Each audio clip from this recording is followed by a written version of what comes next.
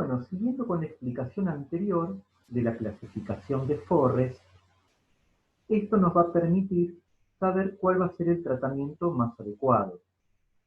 Por ejemplo, para el grupo 1A y 1B se utiliza inhibidores de bombas de protones endovenosos, tratamiento endoscópico y eventualmente cirugía si esto no llega a funcionar. De 2A a 2B, también inhibidor de la bomba de protones endovenoso y tratamiento endoscópico. Y 263, inhibidores de bomba de protones vía oral sin terapia endoscópica, es decir, sería la parte más inocente de alguna manera de lo que son las úlceras, ¿no? El objetivo terapéutico es aliviar clínicamente, sobre todo el ardor epigástrico, la molestia que en sí ocasiona la enfermedad ácido-sensitiva, evitar complicaciones como por ejemplo la úlcera gástrica perforada o la estenosis pilórica y que remita la patología. ¿Cómo se clasifican? Los podemos clasificar por modificadores del pH gástrico, neutralizantes del ácido, anticolinérgicos, recuerden que ya no se usan, antihistamínicos, anti-H2, y inhibidores de la bomba de protones, que son uno de los más utilizados hoy día. Y como citoprotectores tenemos el bismuto, el sucralfato y prostaglandinas o análogos de ellas, como por ejemplo el misoprostol. Neutralizantes del ácido. Son compuestos básicos de origen mineral y tenemos hidróxidos débiles de aluminio, de magnesio, sales de carbonato, bicarbonato, carbonato de calcio, fosfatos, que lo que van a hacer es neutralizar el ácido. Tienen que ser de alguna manera bases débiles para no elevar demasiado el pH gástrico y generar, por ejemplo, una lesión cáustica. Acá tenemos de alguna manera si actúan en cuanto a tiempo se refiere, algunos actúan rápidamente como el bicarbonato y algunos actúan en una forma más intermedia y lenta. Estos dos últimos son el hidróxido de magnesio de aluminio, antiácidos de venta libre, ¿no? Que se pueden conseguir sin receta. Son exclusivamente vía oral y también promueven la producción de prostaglandinas que van a ser protectoras de la mucosa gástrica. ¿Qué efectos adversos tienen? Sobre todo distensión abdominal y meteorismo, porque generan dióxido de carbono y, por ejemplo, y agua cuando se van a metabolizar, ¿no?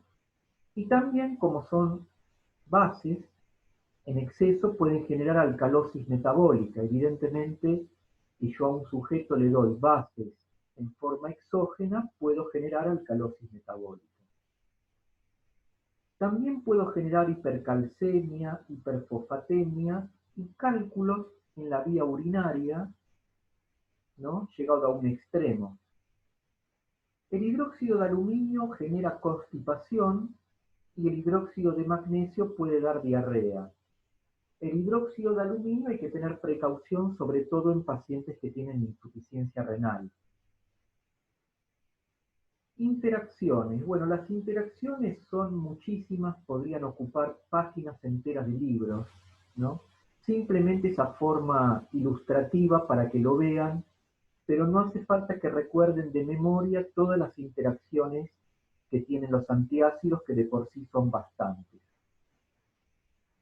Sí es importante saber que, por ejemplo, el bicarbonato, cuando se administra por vía endovenosa, puede generar excreción renal de barbitúricos y de salicilatos, lo cual los hace útiles, por ejemplo, en caso de intoxicaciones.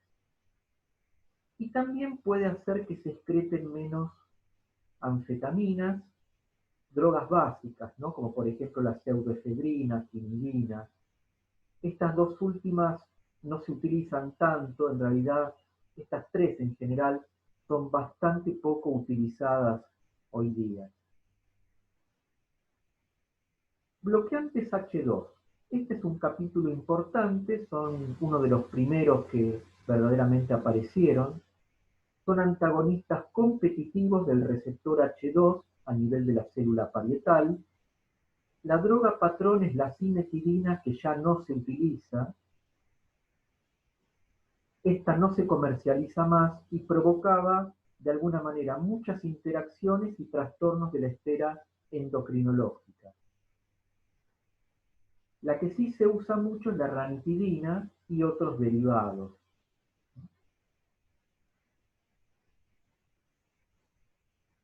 Los receptores H2 que nos van a ocupar hoy son los que están en las células parietales del estómago. También los H2 están en miocardio y en músculo liso vascular.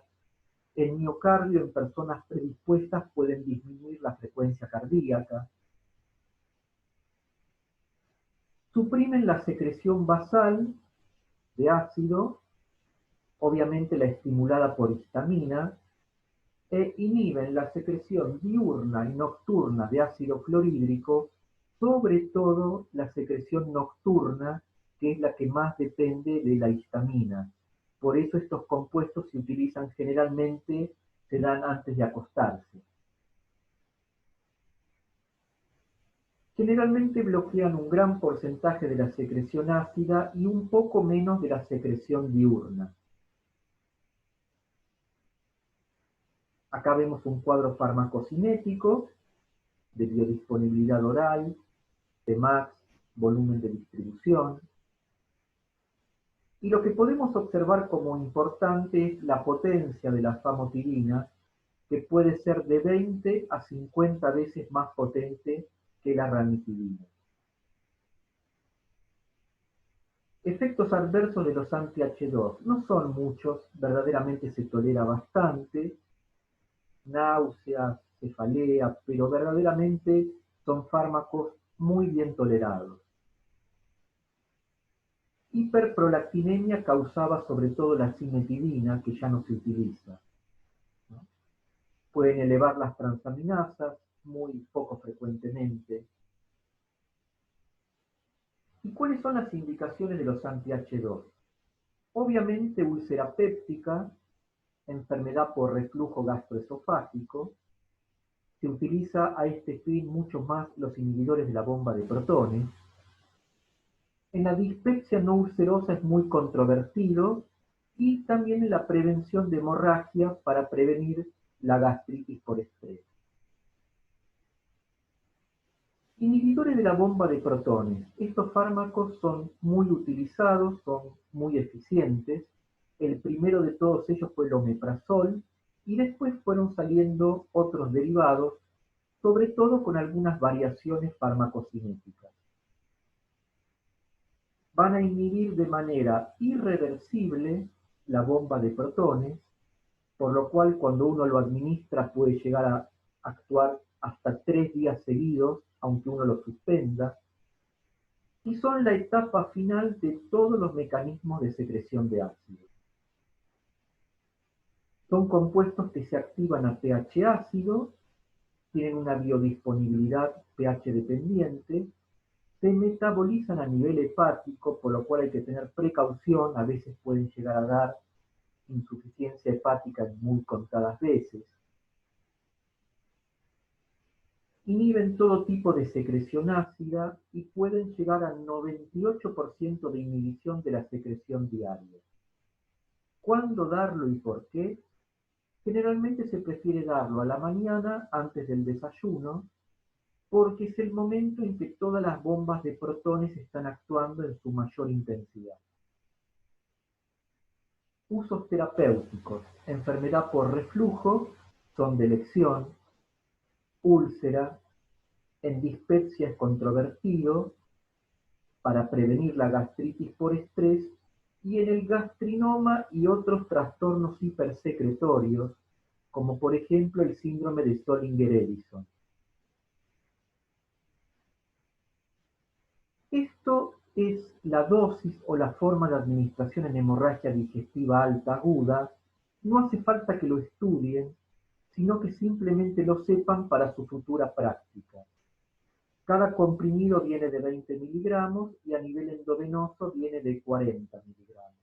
Esta es la dosis en hemorragia digestiva, un bolo de 2 ampollas, y después 5 ampollas a gotear en 72 horas.